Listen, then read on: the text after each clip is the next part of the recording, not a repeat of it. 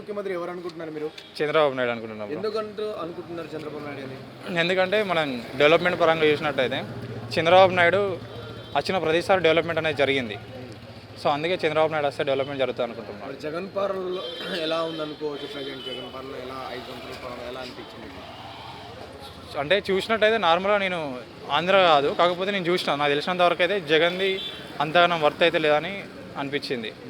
So Chandrababu Naidu ఉన్నప్పుడైతే ప్రతి విషయాల్లో ఐటీలో కానీ మనం చూస్తే ఇప్పుడు హైదరాబాద్ చూసినాం మేము చంద్రబాబు నాయుడుది.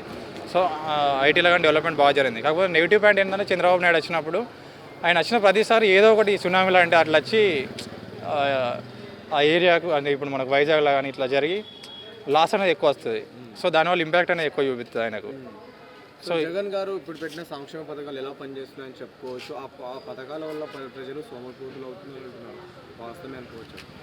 అంటే ఏ పథకం గురించి మీరు మాట్లాడుతున్నారు? ఇప్పుడు నవరత్న పథకాలు పెట్టిండే కదా, అమ్మ ఒడి లైక్ చాలా పథకాలు ఉన్నాయి కదా, ఫ్రీ డబ్బులు ఇచ్చేటివి, మహిళలు 18,000 ఇవ్వడం. వాటి గురించి అంటే ఎక్కువ